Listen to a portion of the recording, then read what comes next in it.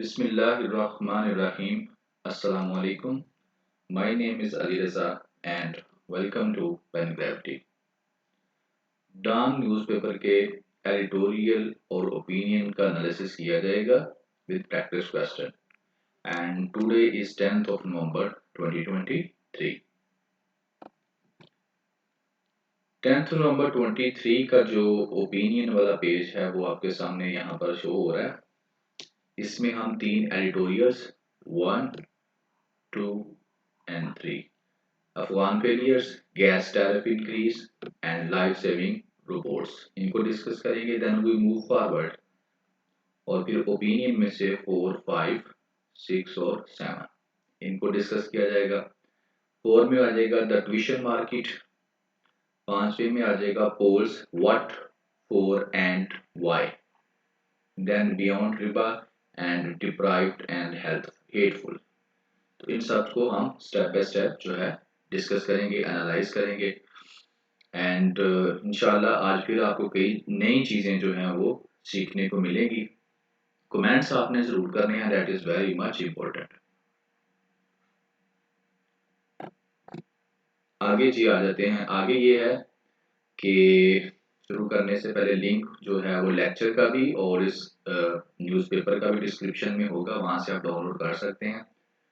Words जो है chapterisation जो है वो लेक्चर की कर दी जाएगी, यानी कि 7 हिस्सों में इसको डिवाइड कर दिया जाएगा।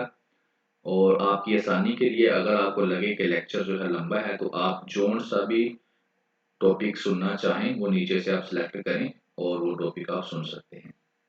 व्हाट्सएप चैनल का लिंक डिस्क्रिप्शन के अंदर अवेलेबल है एंड इट इज़ एक्टिव, ये एक्टिव है।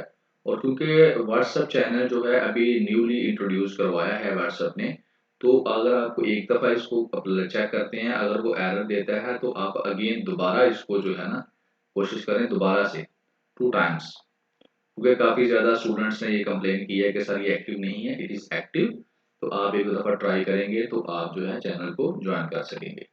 And any question you can ask in comment section. और लास्ट टाइम मैंने आपको कहा था अबाउट द इकोनॉमी के पर्सपेक्टिव में के सजेशंस आप लोगों ने देनी है, ठीक है। तो जिन स्टूडेंट्स ने भेजी थी शाम तक मैं चेक करता होता हूँ, शाम को तो मैं उनको रिप्लाई भी दे देता हूँ। जिन्होंने आज भेजी हैं उनको मैं आज शाम को इंशाल्लाह रिप्लाई जो है पुट अप करूँगा उनके। तो शुरू करते हैं विदाउट टेकिंग एनी टाइम। और आज का जो क्वेश्चन है वो इन बिटवीन द सेक्शन जो है वो मैं आपको दूंगा ड्यूरिंग डिस्कशन, ठीक है ना। तो उसको आप लोगों ने भी जो है कमेंट्स देने में आप लोगों ने एक्सप्लेन करना होगा। नंबर 1 जी, अफगान फेलियर। अफगान फेलियर के अंदर बेसिकली पहले आपको मैं क्रक्स बता दूं, that is what is crux. Crux ये है कि प्राइम मिनिस्टर ऑफ पाकिस्तान जो हैं उन्होंने एक स्टेटमेंट दी है और उस स्टेटमेंट के अंदर काफी दिनों से ये बात चल रही थी और अब तो बिल्कुल क्लियर हो गया है कि जो तालिबान है ना उनके बारे में उन्होंने वाज़ेह कह दिया है कि जनाब अली पाकिस्तान के अंदर जो टेररिस्ट एक्टिविटीज़ हो रही हैं तहरीक तालिबान पाकिस्तान जो कर रही है, दे आर सपोर्टिंग देम। क्यों सपोर्टिंग देम? क्योंकि हमने इनको कई दफ़ा कहा है and they are do nothing. तो ये सारा का सारा इनकी वजह से हो रहा है। और ये अभी जो रिपैट्रिएशन हो रही है, जो हम तालिब अफगानियों को वापस भेज रहे हैं उसकी बात होगी, तालिबान की बात होगी, तहरीक तालिबान पाकिस्तान की बात होगी। और ये सारे के सारे किस किस टॉपिक में फिट हो सकते हैं? नंबर 1 पाकिस्तान अफगानिस्तान रिलेशंस में आप इसको ऐड कर सकते हैं। Number 2 wave of terrorism, terrorism के टॉपिक के अंदर आप इसको डिस्कस कर सकते हैं कि टेररिज्म जो पाकिस्तान के अंदर है उसमें ये किस तरह से, सिक्योरिटी ऑफ पाकिस्तान के अंदर आप इसको एडअप कर सकते हैं। इकोनॉमी के अंदर आप इसको एडअप कर सकते हैं कि जो रिफ्यूजीज थे किस तरह के पाकिस्तान की इकोनॉमी के ऊपर वो बर्डन थे, ठीक है ना। और कई वेव्स जो हैं वो पाकिस्तान में आई हैं, किनकी? इनकी रिफ्यूजीज की। तो उनकी वजह से पाकिस्तान की ना सिर्फ इकोनॉमी को बल्कि दूसरी चीज़ों को भी जो है उन्होंने डिस्टेबलाइज किया है। तो इन सब टॉपिक्स के अंदर इस जो डाटा है या ये जो चीज़ है, ये जो टॉपिक चल रहा है, इशू चल रहा है, इसको आप पुट अप कर सकते हैं। शुरू करते हैं जी। केयर टेकर प्राइम मिनिस्टर नवाज हाकर काकर आपने क्रिटिसाइज किया है अफगान तालिबान को एक प्रेस कॉन्फ्रेंस के अंदर। और उन्होंने कहा है कि reflect the state disappointment with काबल करंट रूलर्स। कि अभी जो काबुल के अंदर जो तालिबान की करंट गवर्नमेंट है उससे जो है पाकिस्तान बड़ा ही डिसअपॉइंट हुआ है। तो अफगान तालिबान जो है रिस्पॉन्सिबल हैं, जो तहरीके तालिबान पाकिस्तान के जो पाकिस्तान के अंदर अटैक हो रहे हैं उसकी यही जिम्मेदार है। और इसके अलावा the former had failed to stop, यानी कि जो अफगान तालिबान है वो फेल हो गए हैं टीटीपी वालों को रोकने में। क्यों? क्योंकि वो ऑर्गेनाइज करती हैं अफगानिस्तान के अंदर, ऑर्गेनाइज करती हैं सारी चीज़ों को, मंसूबे बनाती हैं और बाद में पाकिस्तान के अंदर अटैक करती हैं। ये कौन कह रहा है? ये प्राइम मिनिस्टर ऑफ पाकिस्तान कह रहा है। फिर वो आगे बात करता है, कहता है कि वन से एक दफ़ा का जिक्र है, पुरानी बात करता है कि पाकिस्तान जब इनको क्या कहता था, Taliban our boys in Kabul, इनको ये कंसिडर किया जाता था कि जो तालिबान हैं वो क्या हैं, हमारे बॉयज हैं काबुल के अंदर पुराने वक्तों में।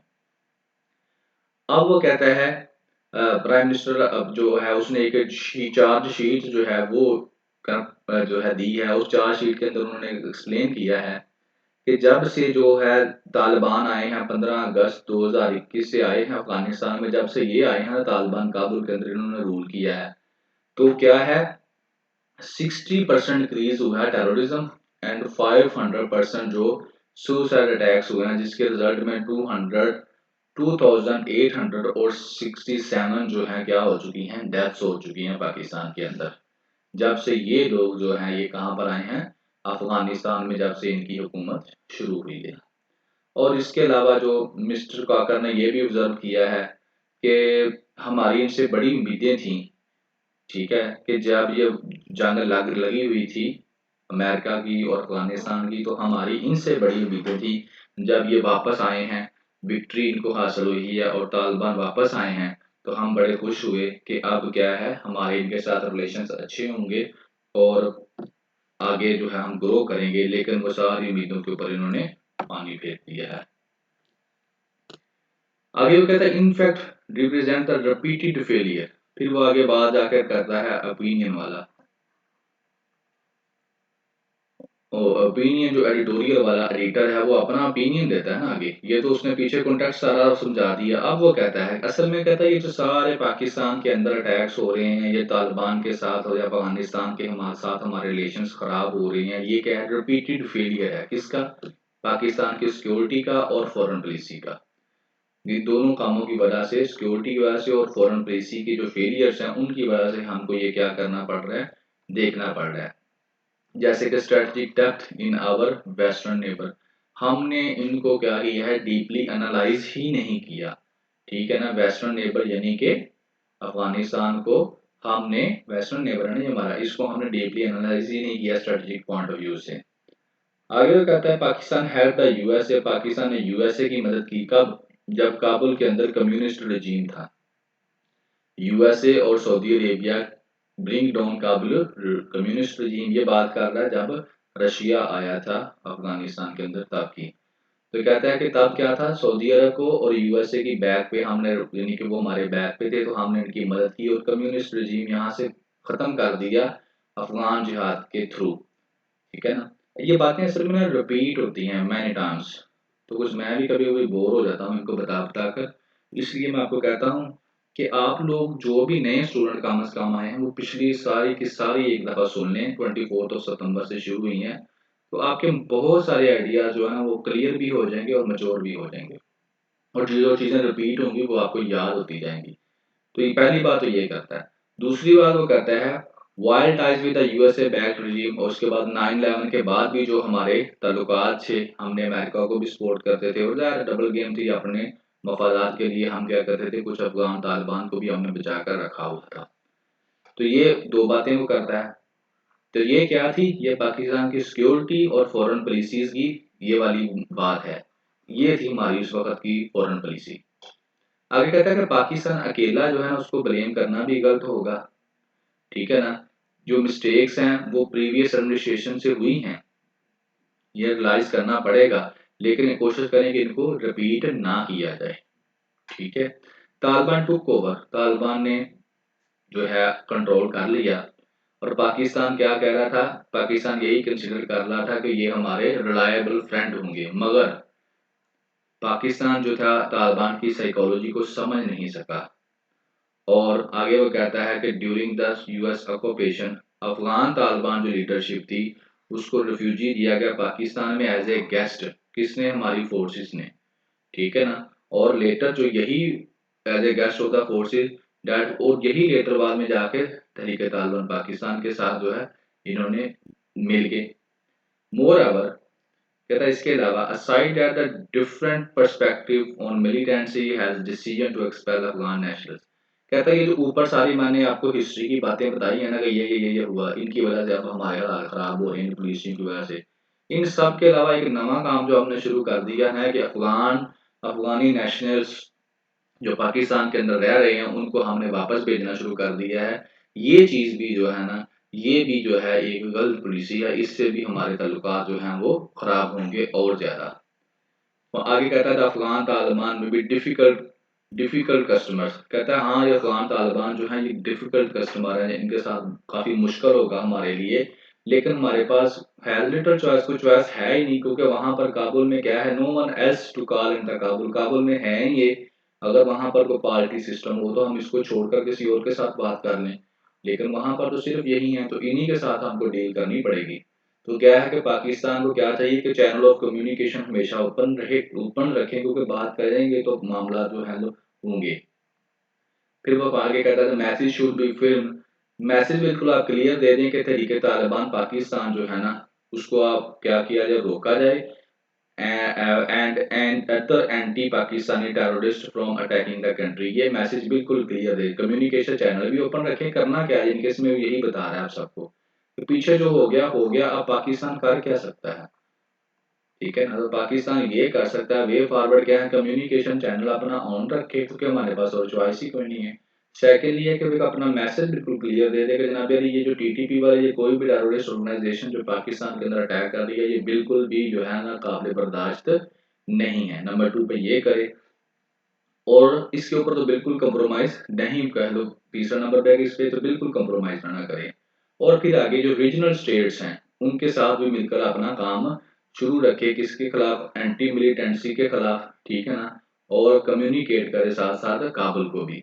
और इसके बाद फाइनली क्या है, इफ रिलेशन वर्सन, अगर कहता है कि हमारे ताल्लुकात अफगानिस्तान के साथ खराब होते हैं तो फिर only the TTP and other blood trustee outfits will benefit, तो अगर हमारे ताल्लुकात अफगानिस्तान के साथ खराब होते हैं तो टीटीपी वाले, इस्लामिक स्टेट कोहरिस्तान वाले और दूसरी जो टेररिस्ट ऑर्गेनाइजेशन है उनको फ़ायदा हासिल होगा। तो लिहाजा हमें ये कोशिश करनी चाहिए कि हमारे अफगानिस्तान के साथ ताल्लुकात खराब ना हों, अगर सही नहीं कर सकते तो वो एक अलग बात है, कोशिश करी जारी रखेंगे, हमारे पास और ऑप्शन नहीं है, लेकिन और ज़्यादा हम लोग खराब ना करें, क्योंकि फिर ये पाकिस्तान के नुकसान में होगा। तो ये सारी डिस्कशन, इसको अभी जो करंट करंट सिचुएशन चल रही है ना करंटली, क्या अफगानिस्तान और पाकिस्तान का रिलेशन, सीधा सा टॉपिक है जी आपका, उसमें आप इसको फिट करेंगे। करंटली आपको पता होना चाहिए कि where we are standing, Pakistan क्या पॉलिसीज कर रहा है, क्या कर रहा है, तो जैसे रिपैट्रिएशन शुरू की है, तालिबान का क्या रद्द-ए-अमल है, उसके उसके साथ वो क्या कर सकते हैं अगर हम इस चीज़ को नहीं रोकते तो। सेकंड जी, गैस टैरिफ इंक्रीज, इसके अंदर वो बात करेगा जी गैस जो है उसका टैरिफ बढ़ा दिया गया है, महंगी हो गई है जी, ठीक है ना, एक्सपेंसिव कर दी गई है। और उससे फिर वो बात आगे चलता है कि जो कॉमन मैन है, आम आदमी है, वो किस तरह से डिस्टर्ब होगा इसकी वजह से, कितना उसको महंगाई का सामना करना पड़ेगा। और फिर आगे वो जाकर बताएगा कि जो वेल्थी लोग हैं उनका क्या रिएक्शन रहेगा इसके ऊपर, एंड देन फिर इन मैन्युफैक्चरर, ठीक है ना, उसकी बात की जाएगी, इंडस्ट्री की बात की जाएगी इसके अंदर। तो ये टॉपिक जो है ये आपका ज़ाहिर है फिर इकोनॉमी उसके अंदर फिट होगा, आपको पॉइंट्स मिलेंगे यहाँ से, इंडस्ट्रियलाइजेशन, इंडस्ट्री की क्या सूरत हाल है, किस इंडस्ट्री को कितना बेनिफिट मिल रहा है, पंजाब वालों को क्या मिल रहा है और सिंध वालों को क्या मिल रहा है, यहाँ से आपको ये पता है। लेकिन जो सिंध वाले हैं उनको कम प्राइस के ऊपर जो है वो वही गैस मिलती है जो पंजाब वालों को ज़्यादा महंगी मिलती है, ठीक है जी। तो ये चीज़ें इसके अंदर डिस्कस की जाएंगी। इंक्रीज कर दिया गया है नेचुरल गैस की जो प्राइस है उसको, तो इससे क्या होगा, एडवर्स इम्पैक्ट होगा किसके ऊपर, on low to moderate income household, आम लोगों के ऊपर। उससे क्या होगा, सोरिंग कॉस्ट ऑफ लिविंग, जिंदगी गुजारने की जो चीजें हैं वो महंगी हो जाएंगी। और इसके अलावा जो shrinking income for over 2 years, पिछले 2 साल से जिस तरह से जो पहले ही लोग महंगाई की चक्की में पिस रहे हैं वो और ज़्यादा पिसेंगे। 57% जो हाउस होल्ड कंज्यूमर हैं वो क्या, जो प्रोटेक्टेड रेजिडेंशियल कंज्यूमर्स हैं तो वो भी क्या होंगे, इससे डिस्टर्ब होंगे। चार्जेस उन्होंने फिक्स किए हैं 3900% इंक्रीज किया, देख लें 3900%, यानी कि जिसका पहले 10 रुपये बिल था अब उसका 400 रुपया पर मंथ आएगा बिल, इतना ज़्यादा इंक्रीज कर दिया है। As well as small industry owner, और स्मॉल इंडस्ट्री ओनर को भी यही जो है वो इसी तरीके से डील किया गया है, तो ये काम कर दिया गया है। अब आगे जस्टिफिकेशन क्या दी है कि क्यों किया जी ये गैस प्राइस की, क्यों आप लोगों ने बढ़ाई है जी, क्या मसला क्या हुआ, बैठे बैठे क्या ख्याल आ गया आपको। तो उसमें से एक उन्होंने जो बड़ी अहम दी है, उन्होंने क्या जी, डेब्ट जो है ना हमारे गैस सेक्टर का, कर्जा जो है 2.5 ट्रिलियन जो है उससे तजावज कर चुका है। तो जो बड़ी वजह यही है, हम इससे पैसे इधर से हम कीमत बढ़ाएंगे, वहां से पैसे आएंगे तो हम अपना कर्जा उतारेंगे। सादा सा उन्होंने जवाब दे दिया, ये जवाब। आगे जी कहता है कि अब इससे क्या होगा, विंटर बिल भी जो है वो भी लोगों के जो है ज्यादा आएंगे, और इससे क्या होगा, जो स्पाइक इन कंज्यूमर्स, महंगाई होगी, और यहाँ तक कि लोगों की नौकरियां भी जा सकती हैं। क्यों? क्योंकि जो स्मॉल बिजनेस, छोटे बिजनेस करने वाले लोग हैं, छोटा कारोबार करने वाले लोग हैं, वो क्या करें, cut costs to protect their profits, वो अपना प्रॉफिट्स जो है उसको मैनेज करने के लिए फिर क्या करेंगे, हो सकता है लोगों से जॉब से भी फर्क कर दें कुछ को, जो समझेंगे कि यार इससे भी, इसके होने के बगैर भी हमारा काम चल सकता है। तो इससे क्या होगी, जॉब लॉसेस भी होगी और इन्फ्लेशन भी होगी। नेक्स्ट जी, फिर आगे वो ओपिनियन वाला शुरू हो जाता है सिलसिला। पीछे स्टोरी आपको बता दी कि काम हुआ क्या, अब आगे उससे होगा क्या। कहता है जो वीकर सेगमेंट्स ऑफ सोसाइटी है ना, तो उनके लिए तो मुश्किलात हैं ही हैं, लेकिन जो वेल्थी एक्सपोर्टर्स हैं, क्या है उनके, जब भी इनके उनकी बात सुनी जाती है, उनका it is hard to not feel sorry weaker segments, जब इस तरह का काम किया जाता है तो जो वीकर सेगमेंट्स होते हैं उनके लिए किसी को कोई अफसोस नहीं होता। लेकिन अगर क्रिटिसिज्म ऑफ वेल्थियर एक्सपोर्टर्स, जो अमीर लोग हैं वो क्रिटिसाइज करें ना कि ये जो कीमत आपने बढ़ाई है, तो फिर हो सकता है उनकी कोई बात सुनी जा सके, गरीब बंदे की कोई बात नहीं सुनने वाला। फिर आगे क्या कहते हैं, the decision to raise the price for the exporting industry 86.5%, क्या है कि जो वो वाली इंडस्ट्री जो एक्सपोर्ट कर रही है, एक्सपोर्टिंग इंडस्ट्री, तो उनकी जो कीमत है 86.5% बढ़ाई गई है, और सबके लिए बढ़ाई गई है, यूनिफॉर्म अक्रॉस द कंट्री, पूरे पाकिस्तान में। और ये ओपिनियन वाला कहता है ये एक अच्छा स्टेप है, ये एक अच्छा स्टेप है, ओपिनियन वाला ये कहता है। अब इससे आगे वो क्या कहता है, यहाँ पे वो कंपैरिजन करेगा पंजाब का और कराची का, सिंध का। वो कहता है कि increase gas tariff will eat into the profit, जो प्रॉफिट है उसको खा जाएंगे, किसका, of the exporters and industries, जो इंडस्ट्रीज और जो एक्सपोर्टर्स हैं उनके प्रॉफिट क्या हो जाएंगे, कम हो जाएंगे इस महंगे होने की वजह से। इनके जो पंजाब में है, जो कराची वाले और सिंध वाले हैं उनको इतना फर्क नहीं पड़ने वाला। क्यों क्यों नहीं पड़ने वाला, क्योंकि वो पहले ही जो फ्यूल ले रहे हैं, जो पहले ही वो फ्यूल ले रहे हैं एनर्जी पैदा करने के लिए, वो उनको चीपर रेट पर मिलती है। ठीक है, तो जो पंजाब वाले हैं उनको चीपर रेट पर नहीं मिलती, बल्कि एक्सपेंसिव उनको जो है इंपोर्ट करनी पड़ती है gas during winter due to ever rising domestic gas supply gas. अब इसमें दो चीजें हो सकती हैं। नंबर वन, एक चीज तो ये हो सकती है, क्योंकि ये एक दिन मैंने पहले भी एक न्यूज़पेपर में पढ़ा था, तो इसमें एक चीज ये हो सकती है कि जो सिंध वाले एरियाज हैं वहां पर उनको सब्सिडीज ज्यादा दी जा रही हो, जिसकी मैंने थोड़ा सा पढ़ा था, लेकिन I don't have confirm idea. Second चीज ये भी हो सकती है कि कोई भी जो हम गैस इंपोर्ट करते हैं, एलपीजी या कुछ भी, तो वो आती है कराची। ठीक है, कराची जब वो उतरेगी तो कराची वाले जो हैं वो वहां से उसको ले लेंगे, इस्तेमाल कर लेंगे, लेकिन वही जब हम पंजाब भेजेंगे तो उसका किराया और ज्यादा पड़ जाएगा, ट्रांसपोर्टेशन अखराजात। तो वही जो अगर उनको 10 रुपए की पड़ रही है, तो यहाँ तक पहुंचते पहुंचते हो सकता है वो 15 रुपए की हो जाए केजी। तो फिर ये भी एक रीजन हो सकती है, सेकंड वाली भी हो सकती है, एंड फर्स्ट वाली भी मैंने, मुझे श्योर नहीं है, मगर मैंने एक दिन पढ़ा था कहीं पर कि ये भी इशू है। तो यहाँ से आपको पता चलेगा कि ये सिंध वालों को और पंजाब वालों को किस तरह से जो गैस है उसकी जो चार्जेस हैं वो सिंध वालों को कम पड़ते हैं, पंजाब वालों को ज़्यादा पड़ते हैं। फिर आगे वो कहता है decision to supply gas to fertilisers manufacturers, जो फर्टिलाइजर मैन्युफैक्चरर्स है ना, उनको भी क्या किया जाए, उनको भी देखा जाए, क्योंकि उनके बहुत सारे जो है ना पावर प्लांट्स वो बड़े इनएफिशिएंट हैं, ठीक है ना।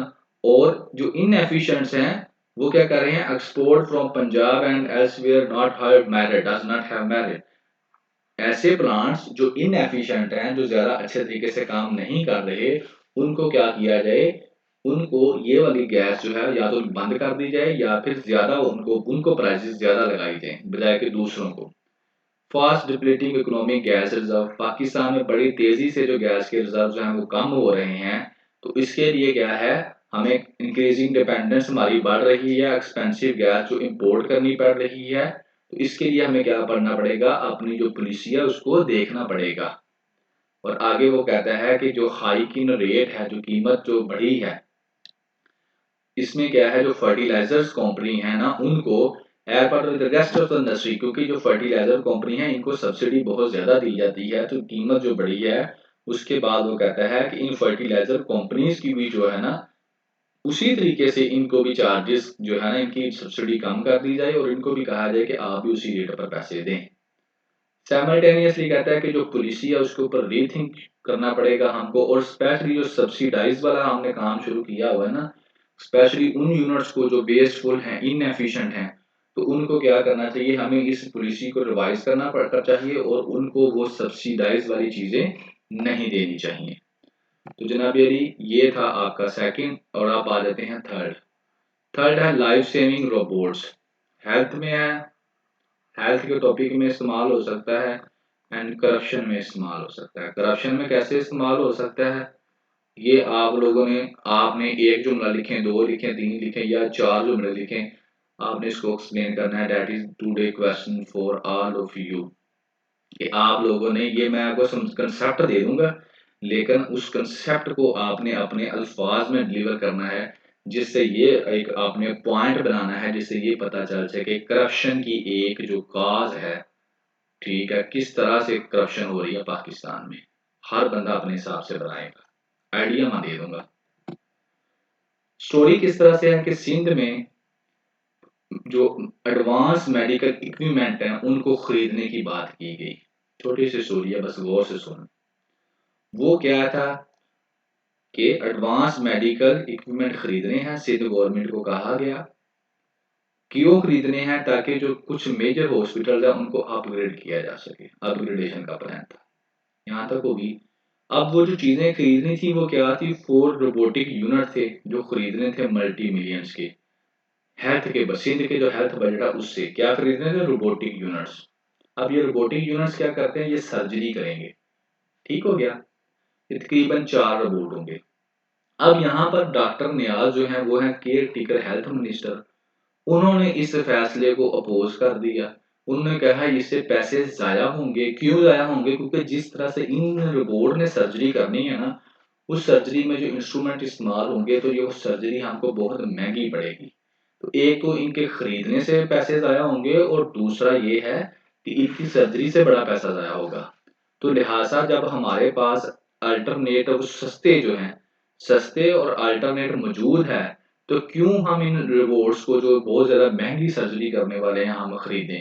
तो ये किसका आइडिया है, डॉक्टर नियाज साहब का, जो क्या है केयर टेकर हेल्थ मिनिस्टर हैं। तो इन्होंने ये जो खरीदारी है उसको कहा है कि नहीं करना। दूसरी तरफ दूसरे बंदा जो है वो है इंटरम चीफ मिनिस्टर मकबूल बाकर, वो कहता है नहीं जी इसको खरीद रहे हैं हमने, ठीक है ना।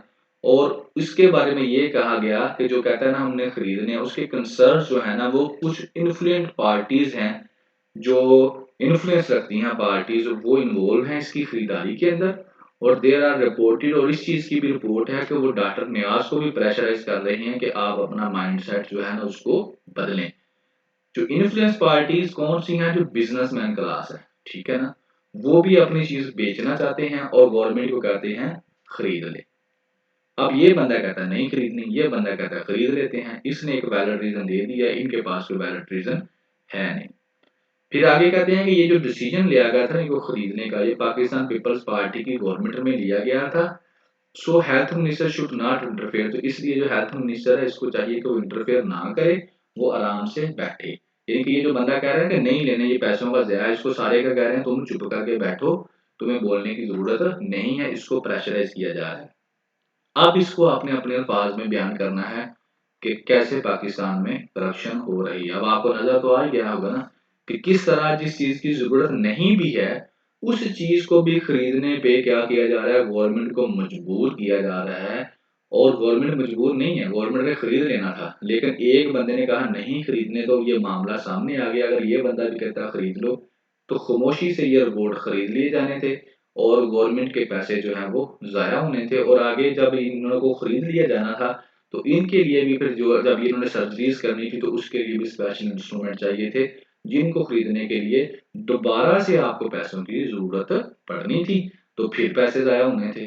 तो किस तरह से अब आप लोगों ने इस चीज़ को एक्सप्लेन करना है कि किस तरह से करप्शन हुई अपने अल्फाज के अंदर। करप्शन हुई है, वो मैंने आपको एक्सप्लेन कर दिया है, और अगर ये खरीदते हैं तो ज़ाहिर है करप्शन तो होगी।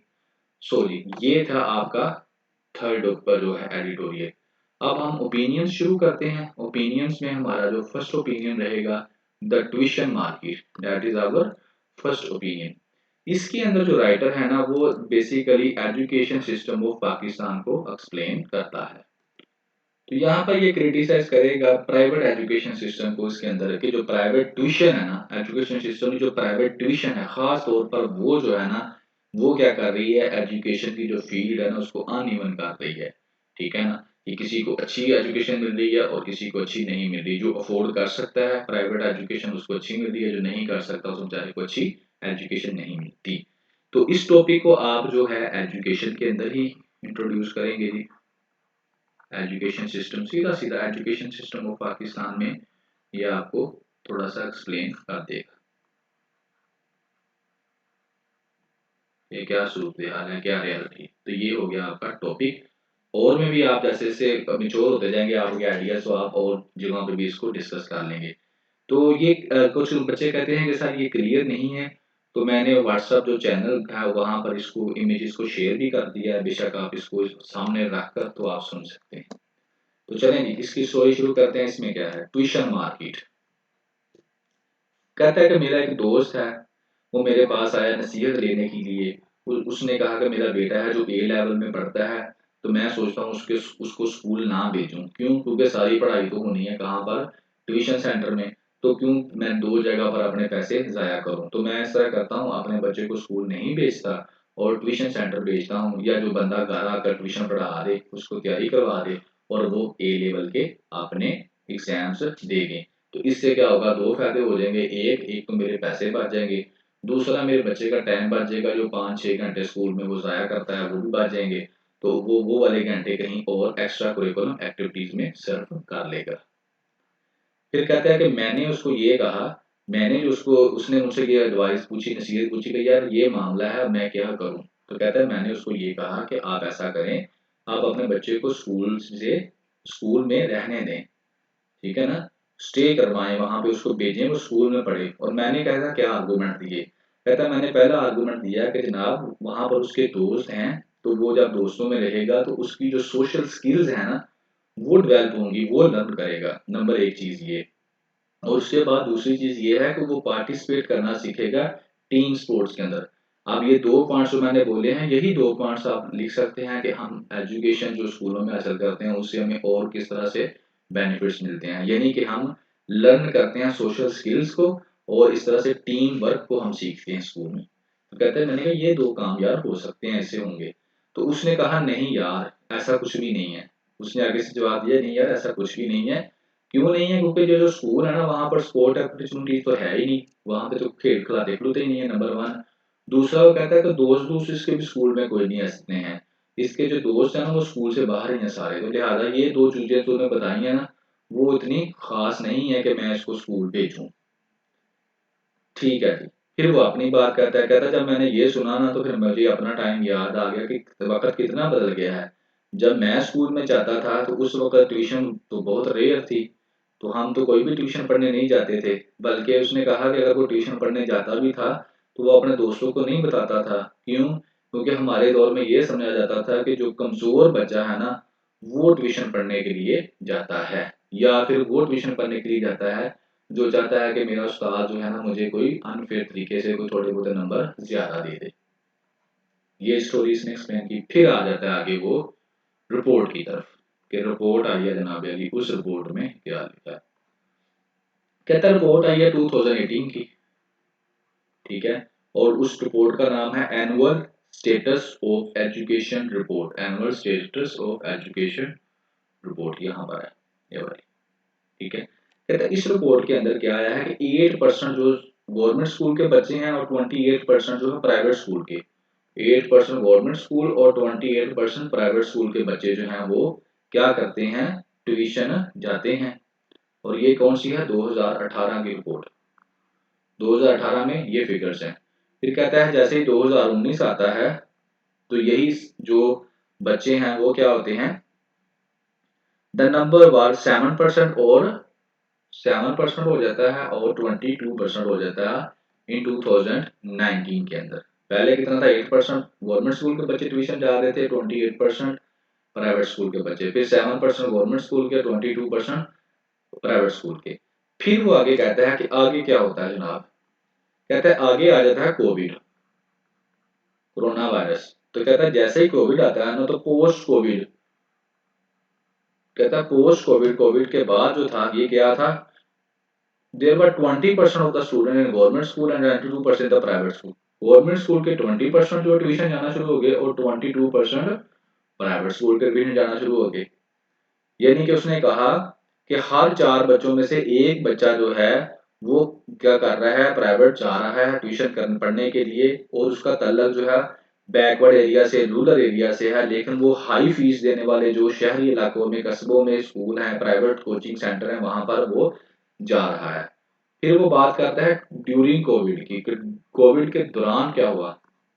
कहते हैं ड्यूरिंग कोविड क्या होता है कि स्कूल तो बंद थे, लेकिन ट्यूशंस जो थी उनकी जो अहमियत है वो बढ़ गई। ड्यूरिंग कोविड ये हुआ कि स्कूल तो बंद हो गए लेकिन ट्यूशन सेंटर की अहमियत क्या हो गई, बढ़ गई।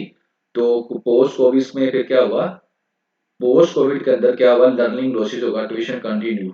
जब कोविड के दरमियान इसकी आप लोगों ने अहमियत बढ़ा दी, तो पोस्ट कोविड, कोविड के बाद अल्टीमेटली लोग जो है वो ट्यूशन लोगों ने कंटिन्यू की। और अभी वो कहता है जो डाटा आया है ना उसमें ये आ गया है कि ड्यूरिंग कोविड जो था वो 27% बच्चे जो थे वो ट्यूशन ले रहे थे ड्यूरिंग कोविड। ये डाटा किसका है, ASER, ठीक है, annual status of education report, यहाँ पर लिखा हुआ है annual status of education report, और यहाँ पर पोस्ट कोविड का डाटा है ये वाला। और ये पिक्चर जो इसके ऊपर मैं डिस्कस कर रहा हूँ व्हाट्सएप चैनल के अंदर मैंने इसको शेयर किया हुआ है, वहां से आप इसको देख सकते हैं, आई विल हाईलाइटेड। क्योंकि अगर मैं इनकी स्लाइड्स बनाऊंगा तो ये बहुत लंबा चला जाता है, तो लिहाजा मेरा इसको ओवरव्यू देने का मकसद होता है। आगे चलते हैं जी। आगे वो कहते हैं देयर आर कोचिंग एकेडमीज, आगे वो कोचिंग जो एकेडमीज हैं प्राइवेट उनकी बात करता है। कोचिंग एकेडमीज के अंदर जनाब यदि वो बताता है कि इसके हर एक मुख्तलिफ किस्म की होती हैं कोचिंग एकेडमीज ना, ठीक है ना। तो वो कहता है अगर मैट्रिकुलेशन की बात करें या इंटरमीडिएट की बात करें तो उसमें क्या है कि तकरीबन 3 से 4 मंथ का कोर्स होता है, तो उसमें वो बच्चों को क्या कर देती हैं, एक रूटीन के साथ क्लासेस देती हैं, तो बच्चों की मेमोरी डेवलप कर देती हैं और उनको पास पेपर सिखा देती हैं, तो तकनीक सिखा देती हैं पेपर पास करने की, पास पेपर को अटेम्प्ट करने की, तो बच्चे अच्छा स्कोर हासिल कर लेते हैं। दूसरी तरफ कहता है कि अगर ए लेवल मार्केट की बात करें एजुकेशन में, तो इसमें क्या है थोड़ा सा डिफरेंट है। इसमें क्या है कि इंडिविजुअल टीचर्स होते हैं ना वो अपने अपने सब्जेक्ट के स्पेशलिस्ट होते हैं, तो वो आते हैं आपके बच्चों को पढ़ाते हैं और आपके बच्चा जो है उस स्पेसिफिक सब्जेक्ट में अच्छे मार्क्स ले से पास हो जाता है। नेक्स्ट वो बात करता है प्राइवेट स्कूल मार्केट की। कहता है जी प्राइवेट स्कूल जो है उसकी एक बहुत बड़ी मार्केट है, जिसमें जो पेरेंट्स होते हैं ना उनकी इनकम मैटर करती है, कि जो एक बच्चा है वो ट्यूशन लेता है या नहीं लेता है, या किस किस्म की कितनी क्वालिटी की ट्यूशन लेता है, ये सारे के सारा उनके वालिदैन के इनकम के ऊपर डिपेंड करता है, ठीक है ना। कहता है कुछ बच्चे ऐसे हैं जो गवर्नमेंट स्कूल में पढ़ते हैं and then private school take tuitions, ठीक है ना। एज ये indicate this is not a reflection of a high demand for education from parents. कहते हैं कि ये जो है ना बेसिकली पेरेंट्स की तरफ से कोई ये चीज़ रिफ्लेक्ट करती है कि कोई ऐसी उनकी हाई डिमांड नहीं होती पेरेंट्स की regarding education or their children attention attending private schools. It is a reflection of the purchasing power of the parents. ये इस चीज को रिफ्लेक्ट करती है कि उनके वालिदैन की परचेजिंग पावर कितनी है। जितनी किसी के वालिदैन की परचेजिंग पावर होती है उसके हिसाब से वो क्या करता है, प्राइवेट स्कूल को चूज कर लेता है। फिर वो आगे यहाँ पर आकर बात करता है पाकिस्तान के एजुकेशन सिस्टम की। तो लिहाजा ये जो टॉपिक है यहाँ से आपको क्लैरिटी होगी सीधी सीधी, education system of Pakistan education के ऊपर आपका टॉपिक है। ऐसे आ जाता है, आप उसके अंदर ये पॉइंट्स मेंशन कर सकते हैं, क्यों एजुकेशन पाकिस्तान की ठीक नहीं हो रही वो आप बता सकते हैं। आगे वो कहता है कि number one education system Pakistan की बात करता है तो कहता है quality education for child depend upon. कहता है मुख्तलिफ फैक्टर्स हैं, उन फैक्टर्स पे डिपेंड करती है कि एक बच्चे को कितनी अच्छी एजुकेशन मिलेगी। जैसे कि पेरेंट्स की इनकम, नंबर वन पे पेरेंट्स कितना पैसा कमाते हैं उस पर डिपेंड करता है। जेंडर ऑफ द चाइल्ड, लड़का है या लड़की है उस पर डिपेंड करता है। लोकेशन पे डिपेंड करता है, ज्योग्राफी पे डिपेंड करता है, रिलीजन पे डिपेंड करता है, कास्ट पे डिपेंड करता है और लैंग्वेज पे भी डिपेंड करता है। ये वो फैक्टर्स हैं जो डिसाइड करते हैं कि एक बच्चे को कितनी अच्छी एजुकेशन मिलेगी। देखिए आपको कितने अच्छे-अच्छे उसने आपको पॉइंट्स बता दिए हैं कि पाकिस्तान में ये वाक़ई ये चीज़ें मैटर करती हैं कि आपके ज्योग्राफी के लिहाज से जो बच्चा लाहौर में पढ़ रहा है या जो शिवपुरी में पढ़ रहा है तो काफ़ी डिफरेंस हो जाता है ना चीज़ों का। लाहौर में बहुत ज़्यादा अच्छी अकेडमीज़ हैं, बहुत-बहुत अच्छे टीचर आपको मिल जाते हैं। यहाँ तक कि सीएसएस, पीएमएस की तैयारी करने के लिए जो हमारे कुछ दोस्त थे वो बलूचिस्तान से यहाँ पर आए थे, सिंध से यहाँ पर आते थे, केपीके से आते थे यहाँ पर, ठीक है? क्योंकि यहाँ पर टीचर्स थे, तो यही चीज़ वो बता रहा है। फिर आगे आ जाता है पब्लिक स्कूल एजुकेशन को बताता है। कहता है यहाँ पर वो इसने बात कर दी कौन से फैक्टर्स थे। नंबर 2 के आगे वो डिस्कस करता है इसके अंदर कि पाकिस्तान के एजुकेशन के सिस्टम के अंदर पब्लिक स्कूल जो एजुकेशन है वो कैसी है। कहता है वो जो है ना पुअर क्वालिटी की है। पब्लिक स्कूल्स की एजुकेशन की पुअर क्वालिटी की है। फिर कहता है लो फीस वाले जो प्राइवेट स्कूल हैं वहां पर थोड़ी सी बेहतर है, स्लाइटली बेटर है।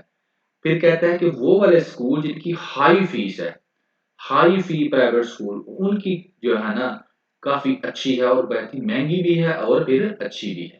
इनकी हाई फी वाले जो स्कूल हैं प्राइवेट स्कूल। फिर वो लाहौर की स्पेसिफिकली बात करता है लाहौर की। कहता है लाहौर में क्या है, फ्री गवर्नमेंट स्कूल भी हैं जहां पर फ्री एजुकेशन दी जाती है और वो स्कूल भी हैं जिनमें एक बच्चे की फीस 90,000 तक होती है पर मंथ। तो फिर कहता है कि where education is suppose to level the playing field, कि जहां पर 90,000 रुपया एक बच्चे की फीस दी जा रही है तो वहां पर अल्टीमेटली फिर आपको पता होगा कि वहां पर उस बच्चे को क्या किया जा रहा होगा, एक बेहतर इन्वायरमेंट दी जा रही होगी, एक क्वालिटी एजुकेशन दी जा रही होगी, सारी जो चीजें अच्छी अच्छी उसको प्रोवाइड की जा रही होंगी। प्राइवेट ट्यूशन कहता है कि make the field even more uneven, कि जो प्राइवेट ट्यूशन है ना इसने क्या कर दिया, अनइवन कर दिया कि मुख्तलिफ मुख्तलिफ कर दिया कि हर एक के लिए इसको मुख्तलिफ बना दिया, इक्वल नहीं छोड़ा।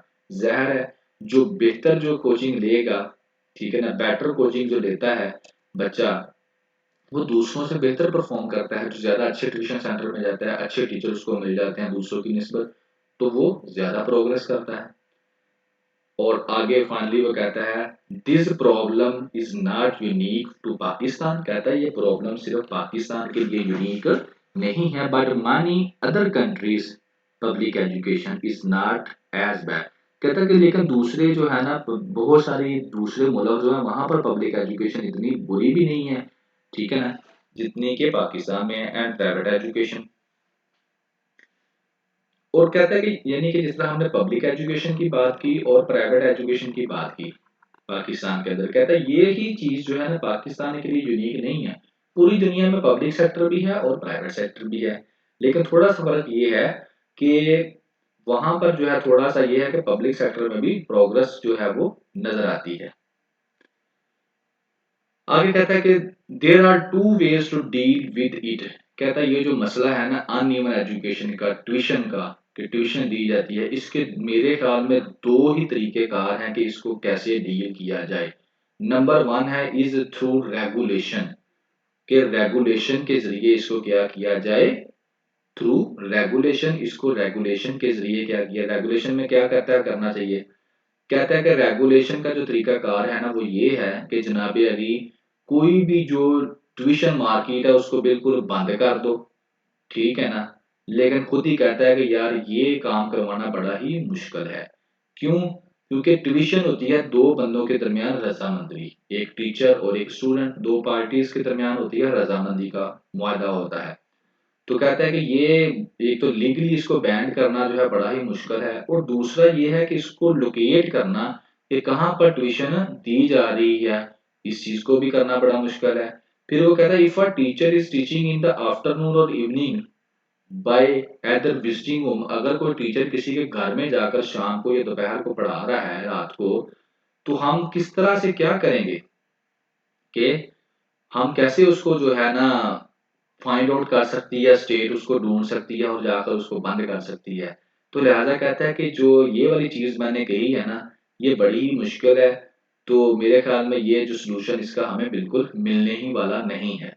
दूसरी चीज वो ये कहता है, दूसरी चीज मैं ये कहता हूँ कि some states open up the tuition market for those who could not afford to pay for it.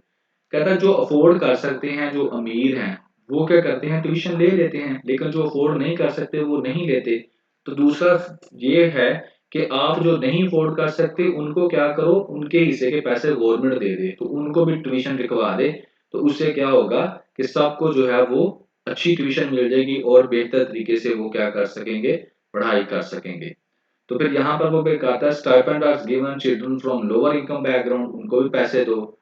तो हर एक जिस तरह से जो फिर हाई इनकम वाले देते हैं, तो कहता है यहाँ पर it is not simple solution, कहता है ये भी कोई सिंपल सोल्यूशन नहीं है। क्यों? कहता है पाकिस्तान में क्या है, पाकिस्तान के अंदर तो स्टेट खुद कह रही है कि मेरे पास पैसे नहीं है स्कूलों के ऊपर लगाने के लिए। और फिर कहता है कि पाकिस्तान में 23 मिलियन बच्चे ऐसे हैं जिनकी उम्र 5 से 16 साल तक है, और वो क्या है स्कूल से बाहर हैं, आउट ऑफ स्कूल हैं। So how can it give money to tuition, तो फिर ट्यूशन के लिए पैसे कहाँ से देगा पाकिस्तान के। देखें जो कॉन्स्टिट्यूशन ऑफ पाकिस्तान है ना उसके अंदर एक शिक है 25A आई थिंक सो, मुझे अगर याद है तो आप देख लीजिएगा आप एक दफा। वहां पर यह है कि 6 से लेकर 16 साल तक के, 5 से लेकर 16 साल तक के बच्चों को फ्री कंपल्सरी एजुकेशन देना रियासत की जिम्मेदारी है, ये कॉन्स्टिट्यूशन ऑफ पाकिस्तान कह रहा है। और हमारे पास 23 मिलियन ऐसे बच्चे हैं जो आउट ऑफ स्कूल हैं इस उम्र के। तो जब उनको रियासत को पैसे नहीं है उनको पढ़ाने के लिए, तो ट्यूशन के लिए कहाँ से पैसे देगी रियासत। तो लिहाजा ऊपर वाला जो उसने आइडिया दिया है वो भी काम करने वाला नहीं है। फिर कहता है कि सिर्फ एक ही पॉसिबल सोल्यूशन है, ओनली वन पॉसिबल सोल्यूशन, वो क्या है कि हम क्वालिटी एजुकेशन, जो गवर्नमेंट स्कूल की क्वालिटी एजुकेशन है ना उसको बढ़ा दें। जो पब्लिक स्कूल है ना, जो गवर्नमेंट स्कूल है, उनकी जो क्वालिटी एजुकेशन है उसको हम क्या कर दें, बढ़ा दें। तो उससे क्या होगा, इस लेवल पर उसको ले जाएं कि वालिदैन जो है ना खुद ही प्राइवेट चीजों को छोड़कर इन स्कूलों में दाखिला अपने बच्चों का करवाना शुरू कर दें। तो यही एक तरीका कार है जिससे क्या हो सकता है कि ये जो मार्केट है ना ट्यूशन वाली मार्केट, ये तो बंद हो सकती है, वरना इसके अलावा इसका कोई भी हल नहीं है। तो जनाब अली इस ओपिनियन के अंदर उसने आपको एजुकेशन की जो है वो एक तस्वीर दिखाई है पाकिस्तान के अंदर, और ट्यूशन मार्केट के बारे में बताया है, और बाकी चीजें भी आपको उसने बताई हैं। फैक्ट्स एंड फिगर्स में उसने 23 मिलियन आपको बच्चे बताए हैं आउट ऑफ स्कूल हैं। कॉन्स्टिट्यूशन में मैंने आपको बता दिया कि जनाब ये कंपल्सरी एजुकेशन देना रियासत की जिम्मेदारी है। तो यही पॉइंट्स है ना एजुकेशन सिस्टम ऑफ पाकिस्तान में, आप लिखें इनको, डालें इनको। तो यही आपका टॉपिक, यहाँ से एक पॉइंट्स आपको इधर से भी मिल जाएंगे। चलें जी आगे जाते हैं। आगे जो सेकंड आपका ओपिनियन है, सेकंड में आता है polls. Polls what for and why, किसके लिए और क्यों, सवाल पूछता है। इलेक्शन कहता है पाकिस्तान के अंदर like the Gladiators contest of room, Gladiators contest of room. ये ग्लैडिएटर्स आपको पता है ना, आपने फिल्म भी देखी होगी, 300 मूवी आपने देखी होगी, मैंने तो बाहर देखी थी। इसके अलावा रूम की आपने मूवीज देखी होगी, वहां पर जो लड़ाई करते हैं उनको ग्लैडिएटर्स कहते हैं। उनके जो होते हैं वो एक सर्कल सा बना होता है उसका, और बड़ा मशहूर है। तो वहां पर क्या होता है, बादशाह बैठ जाता है, जो सारे के सारे आकर बीच में फिर कुश्तियाँ लड़ाई करते हैं तलवारों से, जो भी वेपन्स होते हैं, फिर जो जीत जाता है बादशाह की तरफ देखता है, तो इस तरह से ये तो कहता है ये जो पाकिस्तान में इलेक्शन होते हैं ना जनाब, ये भी इसी तरह से ही होते हैं। ये क्या होते हैं, ग्लैडिएटर्स हैं जो आपस में लड़ाई कर रहे हैं, और एंड पे जो बात बचता है वो बादशाह जो है उसको क्या करता है, बादशाह की यानी कि गुट देता है, जो भी करता है। तो कहता है फिर अगर ये इस तरह की लड़ाई है तो हम क्यों लड़ रहे हैं, व्हाट फॉर, किसके लिए हम इलेक्शन लड़ रहे हैं और क्यों लड़ रहे हैं। तो यहाँ पर वो आपको बड़ी एक प्यारी बात करेगा, और वो बात ये थी कि हम कहते थे ये डेमोक्रेसी डेमोक्रेसी, और हम खुद ये भी कहते हैं कि ये डेमोक्रेसी फ्लॉप है। बहुत सारे लोग यही कहते हैं कि एक पढ़े लिखे का वोट, अल्लामा इकबाल ने भी यही कहा था कि बंदे गिने जाते हैं तोले नहीं जाते। तो यही बात है कि एक पढ़े लिखे वेल एजुकेटेड बंदे का वोट और एक बिल्कुल जिसको पता ही नहीं है, जो जियाला बना हुआ है, एक बिरयानी की प्लेट खाकर दोनों का बराबर वोट है, तो ये कौन सी डेमोक्रेसी है जी, ये फिर कोई डेमोक्रेसी तो नहीं है। लेकिन फिर भी हम इसको प्रैक्टिस कर रहे हैं, फिर भी इलेक्शन होता है, क्यों होता है। इसका जवाब इसने आपको यहाँ पर इस पैरे के अंदर दिया है, और बहुत प्यारा जवाब इसने दिया है। बहुत अच्छा लगा मुझको इसका ये वाला जवाब। चलिए जी, शेयर करेंगे इंशाल्लाह आपसे, स्टेप बाय स्टेप चलते हैं। अब स्टेप बाय स्टेप में वो कहता है कि इलेक्शंस होने लगे हैं जी पाकिस्तान में फरवरी 8 को, और सारी पिछली दुश्मनियां हम भूल गए हैं। सारी पॉलिटिकल पार्टीज जो है पिछली सारी लड़ाई जो हिस्ट्री में की थी वो भूल गई हैं, एक दूसरे को बुरा भला कर ताने दिए, इल्जाम लगाए, सब कुछ भूल गए हैं। और ऐसा लग रहा है कि अब हिस्ट्री दोबारा 8 फरवरी को ही शुरू होगी। ठीक है ना, कहता ये हाउ सेंसिबल इज दिस, ये कितना, किस तरह ये इतना सेंसिबल हो सकते हैं। फिर वो कहता है कि पाकिस्तान में जो इलेक्शंस हैं वो इसी तरह है जिस तरह ग्लैडिएटर जो है उनकी लड़ाई होती थी रोम में। और फिर वो आगे कहता है कि उसमें उधर क्या होता था, रोम में जो ग्लैडिएटर्स थी उनकी कंटेंट्स होता था, और वो क्या करते थे, इवेंट विद नो कनेक्शन। वहां पर ये कंटेस्ट होता था जिसका कोई कनेक्शन ना तो माजी से होता था ना फ्यूचर से होता था। बस वो एम्परर की तरफ देखते थे, और एम्परर अपने थंब से, अंगूठे से क्या करता था, अगर तो वो थंब ऊपर को कर देता था या थंब नीचे को, अंगूठा ऊपर को करेगा या नीचे को करेगा, उससे उसका फैसला होता था। और आगे कहता है कि कौन बचेगा और कौन मरेगा ये कौन फैसला करता था, जो एम्परर होता था उसका अंगूठा। आगे वो आके फिर नेक्स्ट पैराग्राफ में आ जाता है, कहता है ग्लैडिएटर्स जो थे वो लड़ते थे फॉर द एंटरटेनमेंट, वहां पर एंटरटेनमेंट के लिए ग्लैडिएटर्स को आपस में लड़ाया जाता था। सर्कस अलोंग विद सर्कस, दिखा मैंने आपको बताया ना, यहाँ पर लोग बैठे होते थे, सर्कस का एक निजाम बना होता था। ये आपको क्या कर रहा है, वो एक तस्वीर बना रहा है। फिर आगे वो कहता है कि एक हिस्टोरियन है रामचंद्रा गुहा।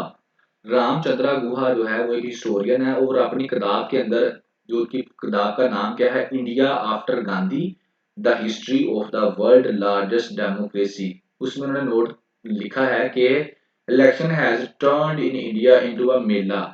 इलेक्शन जो होते हैं ना वो इंडिया में क्या करते हैं, इंडिया में एक मेले की तरह होते हैं। Festival with so much unique, जिसमें अपनी ही सबकी जो है क्या होती है, यूनिक रस्में रिवाज होते हैं, वो हर 5 साल बाद ये होते हैं। उन्होंने इंडिया में जो इलेक्शन है उनको मेले से तशबीह दी है।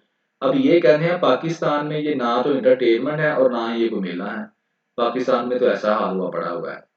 फिर आगे कहते हैं ideal concept of representative democracy, कहता है ये तो चलो बातें हो गई ऊपर वाली, ठीक है, जो है वो हमने आपको बता दिया, लेकिन असल में जो डेमोक्रेसी की आइडियल सिचुएशन क्या आती है, आइडियल कंसेप्ट क्या है। कहते हैं ideal concept of representative democracy क्या है, कि इलेक्शन जो होते हैं ना वो will of the power people होते हैं। पार्टी इलेक्ट की जाती है, लोग उसको इलेक्ट करते हैं। तो ये क्या होती है, government is suppose to be of the people, by the people, for the people, ये है असल डेमोक्रेसी। लेकिन पाकिस्तान में क्या होता है कि सारे का सारा जो फोकस है ना of the group in power, वो क्या है, पावर्स की विल पर नहीं होता, लोगों की विल पर नहीं होता कि कौन पावर में आएगा, बल्कि जो पावर में बैठे होते हैं जैसे एस्टेब्लिशमेंट वगैरह वही डिसाइड करते हैं। फिर वो आगे हिस्ट्री पाकिस्तान की शुरू कर देता है, कहता है 1954 में काम शुरू हुआ था जब ईस्ट बंगाल के अंदर इलेक्शन हुए थे। तो मुस्लिम लीग को क्या हुआ था, रूट कर दिया गया था, बट विद इन वीक्स, ठीक है ना, with in weeks elected union front government जो है उसको डिसमिस कर दिया गया, ठीक है ना, by the centre from the infamous. और उसके बाद क्या किया गया, 1 यूनिट बना दिया गया। ये अभी पाकिस्तान की हिस्ट्री बताने लगा है जमहूरियत के तौर पर। और जब 1 यूनिट बना दिया गया तो कहता है फिर उसके बाद क्या होगा कि election due under the 1956 constitution, जो 1956 कॉन्स्टिट्यूशन के तहत इलेक्शन होने थे, were together with the imposition of 10 year martial law. इसके तहत जो इलेक्शन होने से 10 साल का मार्शल लॉ लगा दिया गया, और वो जो है उसमें क्या हुआ कि जो पॉलिटिशियन थे उनको बैन कर दिया गया, तो कोई इलेक्शन हुआ ही नहीं। पर फाइनली वो कहता है ensure to create kings parties answerable to rulers not to citizen. तो फिर ऐसी पार्टी बनाएंगी जो आंसरेबल किसको थी, रूलर्स को थी, ना के किसको थी, सिटीजन को, लोगों को रूल। तो ये पाकिस्तान की हिस्ट्री यहाँ पर उसने एक्सप्लेन करनी शुरू कर दी। फिर आगे वो कहता है कि हिस्ट्री के अंदर हर इलेक्शन जो है ना, हर इलेक्शन कहता है हिस्ट्री, पाकिस्तान की हिस्ट्री के अंदर जो भी इलेक्शन हुआ है, उस इलेक्शन में क्या हुआ है कि लोगों की विल को कोई भी नहीं तस्लीम किया गया। Selection in order to frustrate will the people, लोगों की विल को कुछ नहीं यानी कि समझा गया, हमेशा रिगिंग हुई है, ऐसे पकड़ दकड़ करके अपनी मर्जी से इन्होंने बंदे उठाए हैं। सिर्फ 1970 का इलेक्शन ऐसा था जिसके अंदर क्या है कि फ्री एंड फेयर इलेक्शन जो है वो हुए थे, और इसके लिए इसके अलावा बाकी जितने भी पाकिस्तान में इलेक्शन हुए हैं ये वैसे ही हुए हैं जिस तरह से हम लोग देख रहे हैं। कहता है इससे ज्यादा और आपको क्या मैं प्रूफ दूं कि पाकिस्तान के अंदर जो इलेक्शन है उसका क्या मतलब होता है। उसका मतलब ये नहीं होता कि गवर्न करना लोगों according to the popular preference के लोगों के लिहाज से गवर्न करना, बल्कि उसका मतलब तो यही होता है कि क्या है कि जो रूलर्स हैं, असल रूलर्स हैं, उनकी क्या करना, उनके उनकी हुक्मों की तमील करना। कहता है कि पाकिस्तान में जो भी इलेक्शन लड़ता है उसकी यही डिजायर होती है कि मैं क्या करूं, इलेक्टोरल सिस्टम ओनली, और मैं अमीर उल मोमिनीन बन जाऊं पाकिस्तान में, ठीक है ना, absolute majority that puts paid to the opposition, और अपोजिशन में जो बैठा है उसको तो बिल्कुल ही मैं फारग कर दूं और खुद मैं क्या बन लूं, अमीर उल मोमिनीन। फिर वो आगे चलता है कि 3 दफा पाकिस्तान के अंदर डिक्टेटरशिप आई है, ठीक है ना, और पावर में रही है वो, तो उसने क्या किया है, डेमोक्रेसी वगैरह जो है बिल्कुल उसमें ख़त्म रही है, अपोजिशन जो है वो बोल ही नहीं पाई, ठीक है ना। तो ये क्या है, असल में वो कहता है कि ये जो पाकिस्तान में ये वाला दौर गुजरा है ना, तो ये क्या है, असल में हमें याद करवाता है किसकी, जो मुगल इरा थी, मुगलों का जो दौर था उसमें, जिसमें क्या थी कि जनाबी अली औरंगजेब था, मुनाज था, और दारा शिकू था, ये दो थे, उनकी बात करता है। लेकिन वो कहता है कि इन दोनों का एट अ टाइम जो है वो काबिल बर्दाश्त नहीं किया गया। इस तरह का सिस्टम था पाकिस्तान के अंदर, जिस तरह मुगलों में था ना डिक्टेटर मोनार्ची, उस तरह पाकिस्तान में मोनार्ची रही है इन 3 डिक्टेटर्स की वजह से। फिर वो आगे कहता है कि असल में ये वाले मुगलों में मोनार्ची नहीं थी, बल्कि जो सेकंड इरा थी ना, second half of the Mughal era, वो वाली सही इसको एक्सप्लेन कर दिया पाकिस्तान की सूरत हाल को, जिसमें क्या है कि power no longer in the hands of kings but in those of king makers, कि पावर उनके हाथ में नहीं होती जो किंग होता है, बल्कि उसके हाथ में होती है जो किंग्स बनाता है, मतलब एस्टेब्लिशमेंट मिलिट्री पाकिस्तान की जो इसको चूज कर ले। तो कहता है ये जो है ना, ये वाला टाइम ये इस मुगलों के में भी था, सेकंड हाफ जो मुगलों में था। तो देखें बाद में मुगल भी तबाह हो गए। फिर आगे मिसाल देता है लाइन की, कहता है अगर तो लाइन को जब तक ग्रीन सिग्नल नहीं ना मिलता, रेड सिग्नल रहता है, तो वो शेर बना रहता है, वो नारे मारते हैं शेर आया शेर आया। यहाँ पाकिस्तान में जैसे पाकिस्तान मुस्लिम नवाज है तो उनका है ना निशान शेर का, तो इसके तो कहता है जैसे ही उसको ग्रीन सिग्नल मिल जाता है ना कि जिन्हें आप अब आपको बनाएंगे, तो वही जो शेर है वो बिल्ली बन जाता है। बिल्ली बन जाता है मतलब कि फिर वो चुप कर जाता है कि हाँ जैसे आप कहेंगे मैं वैसे ही करूंगा। अब उसे कहता है कि इससे क्या है कि बड़े जो कॉन्सिक्वेंसेज है ना वो बड़े ही खराब निकल रहे हैं पाकिस्तान के अंदर। ये जो काम हो रहे हैं ना कि light green light red light, ठीक है ना, तो उससे क्या हो रहा है, बहुत ज्यादा पाकिस्तान तबाह हो रहा है। क्या होता क्या है कि फिर हमारी इकोनॉमी जो है वो ग्रो नहीं कर पाती, हम कर्जा लेते हैं, पिछला कर्जा उतारने के लिए हम और कर्जा लेना पड़ता है हमको, फिर ये सूरत हाल बनती है। यहाँ तक उसने आपको ये पाकिस्तान की हिस्ट्री को एक्सप्लेन किया। आगे चलते हैं जी। कहता है फिर अगर ये सारी जो मैंने सूरत हाल पीछे बताई है यही है इलेक्शंस की, यही मोनोपोली चल रही है, तो फिर क्यों, फिर कोई एक बंदा सवाल कर सकता है ना कि यार फिर हम क्यों ये why we have a system of governance जो martial recognised early suited to genius our people। कहता है फिर इस तरह का सिस्टम हमने क्यों रखा हुआ है, क्यों हम इसको फॉलो करते हैं, जिसमें जो पाकिस्तान चेयरमैन बोर्ड जो है, चेयरमैन पाकिस्तान क्रिकेट बोर्ड का भी, उसको भी हम लगा देते हैं doctrine of necessity, doctrine of necessity आप लोगों ने जाकर गूगल पे सर्च करना है। ये बेसिकली डॉक्ट्राइन ऑफ नेसेसिटी था ना, जब ये जो थे ना आर्मी वाले, जब ये डिक्टेटर आकर बैठ जाते थे ना, गवर्नमेंट को उतार देते थे, इलेक्टेड गवर्नमेंट को, और डिक्टेटरशिप लगा लेते थे, तो जब इनको पूछा जाता था ना, यार आप लोग क्यों आए हैं, तो ये इस डॉक्ट्राइन का जो है हवाला देते थे। तो ये डॉक्ट्राइन क्या था? डॉक्ट्राइन ऑफ नेसेसिटी, यानी कि जरूरत थी टाइम की। अगर हम ना आते तो मुल्क तबाह हो जाता, इसलिए हम इस डॉक्ट्राइन ऑफ नेसेसिटी को इस्तेमाल करते हुए पावर में आकर बैठ गए। तो इसको आप लोगों ने एक दफा जरूर देखना है। तो कहता है कि ऐसा माहौल जिसमें एक चेयरमैन बीसीबी भी हम इस डॉक्ट्राइन के तहत लगा देते हैं, तो फिर ऐसे माहौल में हम ये क्यों इलेक्शन करवाते हैं? व्हाट फॉर एंड व्हाई, क्या मसला क्या है? तो कहता है इसका जवाब बड़ा ही सादा सा है।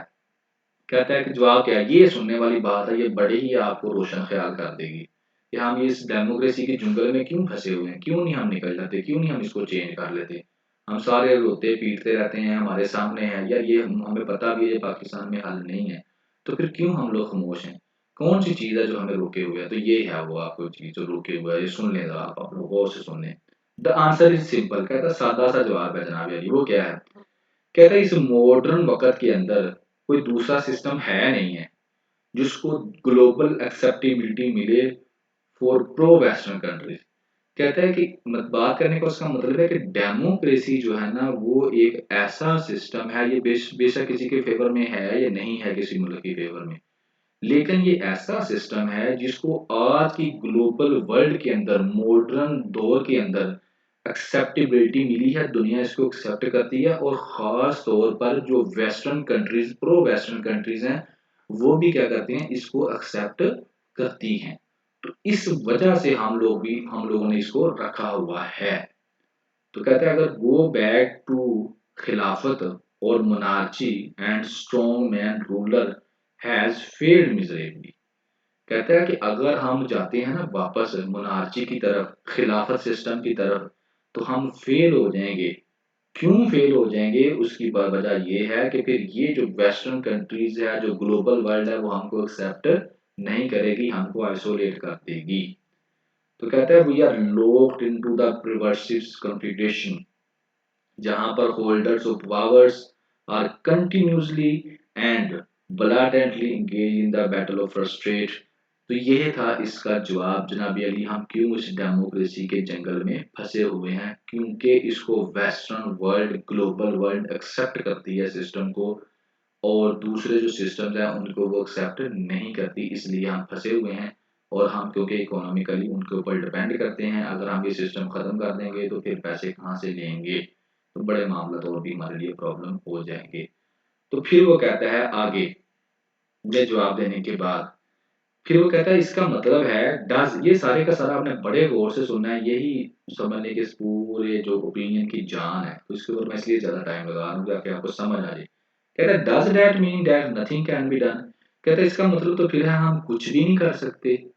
तो कहता है नहीं, कुछ तीन सजेशन है मेरे पास जो इस डेमोक्रेसी के अंदर रहकर भी हम अगर करें ना, और ये वाकई जो उसने तीन सजेशन दी है ना, अला क्वालिटी की दी हैं और जो बड़ी ही अच्छी हैं, अगर ये वाकई ही आ जाए ना, तो बड़ी चीजें तब्दील हो जाए। वो सजेशंस क्या है? कहता है तीन सजेशंस है मेरे पास। नंबर वन कौन सी सजेशन है? कहते हैं नंबर वन ये है कि मैं वोटर से ये कहता हूँ, first voters can just say that, कि वोटर्स ये कहें कि जनाबी अली जब हम ठप्पा लगाने जाते हैं ना, उसके ऊपर मोहर लगाने जाते हैं, तो वहां पर एक ऑप्शन ये वाली भी होनी चाहिए कि कौन सी ऑप्शन, एक मिनट है, chart refuse to participate is a term और, हाँ नहीं सो, पहली ऑप्शन ये है, वो दूसरे वाली है जो मैं डिस्कस करने लग पड़ा था। पहली ऑप्शन ये है कि मैं वोटर से ये कहता हूँ कि वो रिफ्यूज कर दें, वो वोट डालने ही ना जाए। क्या कर दें? रिफ्यूज कर दें, वोट डालने ही ना जाएं। तो जब ये जो टर्न आउट है ना, टर्न आउट होता है बेसिकली कितने लोगों ने वोट डाला, तो जब ये 55% से कम होगा ना, तो फिर अल्टीमेटली जो है ये हमारे सामने आ जाएगा कि ये जो डेमोक्रेसी का सिस्टम है ये फ्लॉप है। एक काम तो ये कर लें कि वोट डालने ना जाए, लेकिन लोगों ने मानना कहाँ है। नंबर दो के ऊपर वो ये सजेशन देता है कि जनाबी अली जब हम ये वोट डालने जाते हैं तो वहां पर हर एक पॉलिटिकल पार्टी का नाम लिखा होता है, या उसका वो मोनोग्राम लगा होता है जिसके ऊपर हम मोहर लगाते हैं। तो कहता है वहां पर एक ऑप्शन होनी चाहिए NOTA, इसकी ऑप्शन भी होनी चाहिए। इस ऑप्शन का मतलब ये है none of the above, none of the above, ऊपर वालों में से मैं किसी को भी वोट नहीं देना चाहता। क्योंकि देखिए अब हम जाएंगे तो हमें किसी ना किसी को तो वोट डालना पड़ेगा ना, क्योंकि हमारे पास ऑप्शन ही नहीं, जो ऑप्शन है उसी में से चूज करना है ना। तो कहता है एक ऑप्शन ये भी रख दो, नन ऑफ द अबव, तो इससे क्या होगा, कम से कम मैं जो चोर बंदे हैं ना उनको वोट नहीं डालूंगा, तो ये चीज भी एक बेहतर हो जाएगी। ठीक है। आगे वो खुद ही यहाँ पे कहता है कि जनाब मैं चोर नहीं, इनको कहता है ऐसा अल्फाज मैंने नहीं कभी इस्तेमाल किया, लेकिन ये खुद एक दूसरे के लिए चोर चोर कहते हैं, तो इसलिए मैंने भी इस्तेमाल कर लिया। एंड नंबर 3 के ऊपर वो कहता है सोर्टिशन। ये भी बड़ी उसने एक एग्जाम्पल सोर्टिशन का है, which is in the option I favour, कहता है मैं इसको फेवर करता हूँ। अब ये क्या है, इसमें ये कहना चाहता है कि देखें एक पार्टी होती है और वो पार्टी बंदे खड़े करती है और उन बंदों को वोट पीट डाला जाता है, लेकिन वो कहता है हो इस तरह जाए कि जनाबे अली एक बंदा, दो बंदे, तीन बंदे, आम लोग वोट्स पे खड़े हो जाएं, उनको वोट डाले जाएं, उनमें से जीत कर जो सामने आए ना वो बंदे मिलकर क्या करें, एक ग्रुप बना रहे हैं और वो क्या करें, पार्लियामेंट को चलाएं। तो कहता है इस तरह हो जाए तो ये भी बेहतर है। ये जो नून लीग के नारे लगा रहे हैं, ये पीटीआई के नारे लगा रहे हैं, इनकी पार्टी बनाकर चलाने वाला काम जो है ना, इससे भी क्या है कोई तब्दीली आने वाली नहीं। तो कहता है ये जो 3 सजेशंस मैंने दी है ना, इनमें से जो थर्ड है ना, सोल्टिशन, कहता है ये मेरी फेवरेट है, और बाकी दो भी इसने बड़ी अच्छी सजेशन दी है। तो यहाँ सर बाकी तो आपको हिस्ट्री का पता चला, सेकंड आपको पता चला गया कि डेमोक्रेसी का क्यों हम नारा लगाते हैं, हम क्यों, हमारे हमें पता भी है ये वर्किंग नहीं कर रही, तो क्या प्रॉब्लम क्या है, क्यों नहीं बदल लेते, वो भी पता चल गया। और फिर इसने एक 3 सजेशंस बड़ी अच्छी दे दी हैं, जिससे ये जो सिस्टम है ना, इसको चैलेंज किया जा सकता है। ठीक है जी, ये हो गया आपका सेकंड ओपिनियन। ये इन्होंने पिक्चर लगाई हुई थी, इस पिक्चर के अंदर उसने कहा है in letter to prime minister president Alvi, president prime minister in letter to PM, PM को लेटर लिखा प्राइम मिनिस्टर अलवी ने, और प्रेसिडेंट अलवी ने उसने कहा कि PTI concerns on level playing field for political parties. तो पीटीआई कंसर्न्स को भी देखो जनाब अली, उनके साथ ज्यादती ना करो, इलेक्शन होने वाले हैं। बियॉन्ड रिबा, ये है नंबर 3 आपका जो है, वैसे तो नंबर 5 बनता है लेकिन यहाँ पर नंबर 3 ओपिनियन है।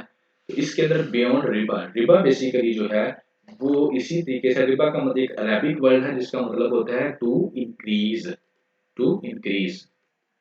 इस जो ओपिनियन है इसके अंदर बेसिकली वो ये एक्सप्लेन करना चाह रहा है कि जो इस्लामिक बैंकिंग सिस्टम है ना वो ग्रो करता जा रहा है फिन टेक्नोलॉजी की वजह से। फिन टेक का मतलब होता है कि फाइनेंस के अंदर टेक्नोलॉजी का इस्तेमाल करने की वजह से जो इस्लामिक बैंकिंग सिस्टम है वो बेहतर होता जा रहा है। तो इस चीज़ को ये एक्सप्लेन करेगा। तो मैं थोड़ा सा स्पीड में रहूँगा, आपको टाइम लेक्चर काफ़ी लंबा हो गया।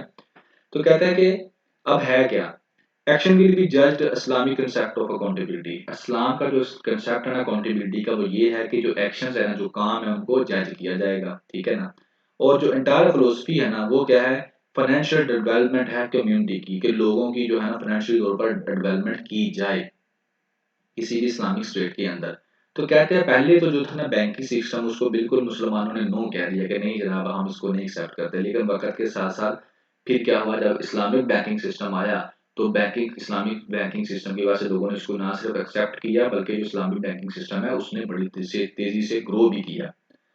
और इसने कहता है कि गेन कर ली क्या, recognition for its resilience and robust risk management. Risk management की वजह से इसने क्या कर लिया, लोग इन्वेस्ट करते हैं तो रिस्क मैनेजमेंट को उसने काफी हद तक कंट्रोल किया, जिसकी वजह से क्या हुआ, इसकी बर्थ बन गई। और यहाँ तक के जो सेकुलर इकोनॉमीज हैं जैसे यूनाइटेड किंगडम है और सिंगापुर है, उन्होंने भी क्या किया है, इसकी जो है इसको लाइक किया इस्लामिक बैंकिंग सिस्टम को।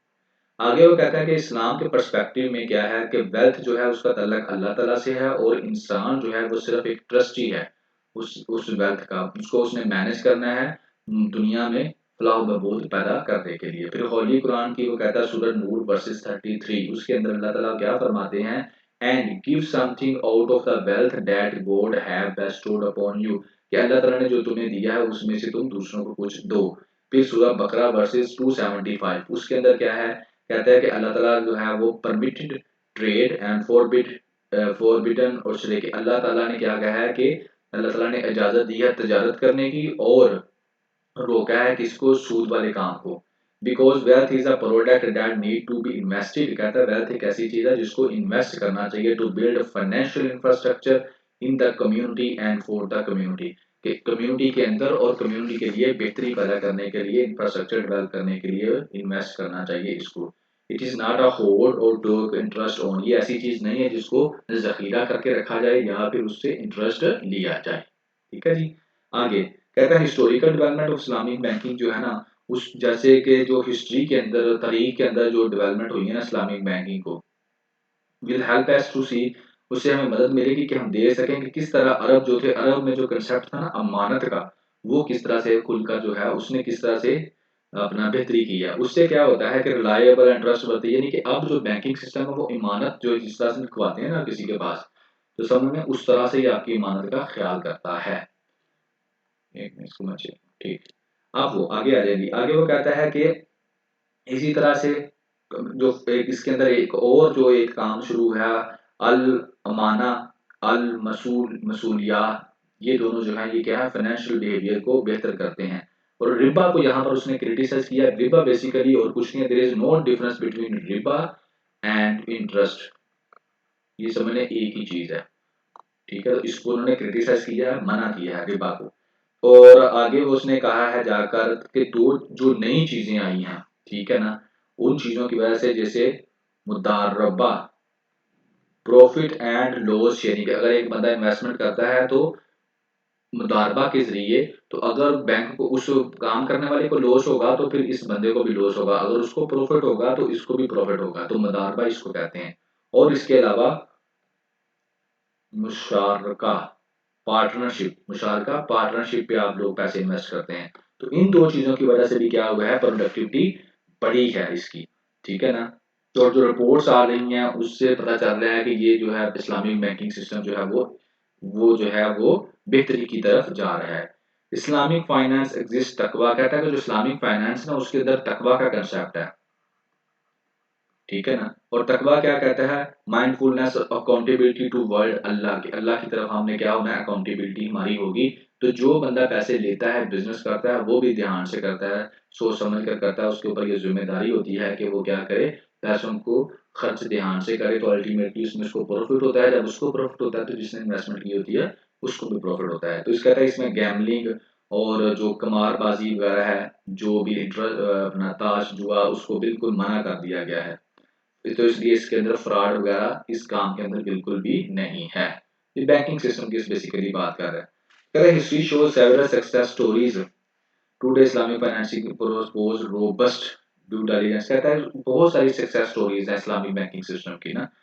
तो इससे क्या हुआ है, जैसे उनको उसने अपना बताया कि हम लोग क्या करते हैं, टाइमली रिपोर्टिंग मैकेनिज्म है हमारा, मॉनिटरिंग बड़ी अच्छी है, मॉनिटरिंग करते हैं, मनी लॉन्ड्रिंग को हमने बड़ा कंट्रोल किया हुआ है। तो इन सब की वजह से क्या हुआ है, इस टेक्नोलॉजी की ईरा में क्या हो रहे हैं, हम बड़ी स्पीड से फ्लोरिश कर रहे हैं। और फिर कस्टमर की बात करता है, के वाई सी हमारी एक एप्लीकेशन है, नो योर कस्टमर की। तो इससे क्या हुआ है, इससे बेहतरी हुआ है, लोग जो कहते हैं थ्रू दिस एप्लीकेशन जो है वो हमसे जुड़े हुए हैं, और वो अपने चीज़ों को बड़े अच्छे तरीके से मैनेज करते हैं, अपना जो भी उन्होंने इन्वेस्टमेंट की होती है उसको भी। फिर आगे कहता है Islamic fintech, mobile banking, online payments, ये वाली जो इस्लामिक फिनटेक की वजह से, इनके फिनटेक मैंने आपको बताया जो ऐसी टेक्नोलॉजी का, कंप्यूटर का इस्तेमाल फाइनेंस को मैटर करने के लिए, चेक करने के लिए।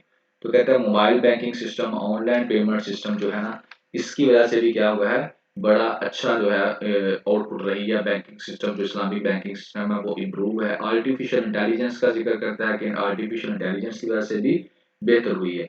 तो अल्टीमेटली वो इन सारी चीजों की बात करता है। और आगे फिर ये ग्रीन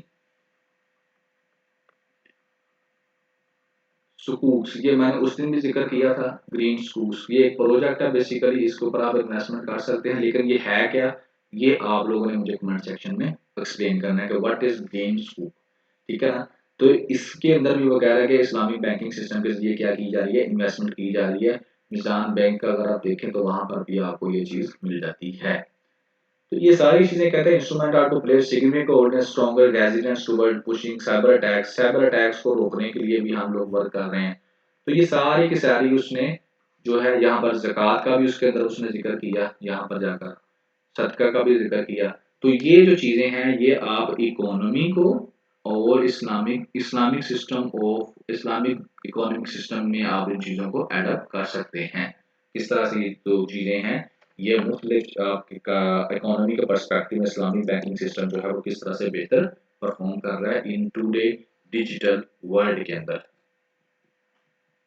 और आगे है डिप्राइव्ड एंड हेटफुल। इस ओपिनियन के अंदर जो राइटर है वो एक्सप्लेन करता है कि किस तरीके से जनाबी अली जो आइडेंटिटी है वो किस एक्सप्लॉयटेशन उसकी की जा रही है, इस चीज़ के ऊपर ये फोकस रहेगा।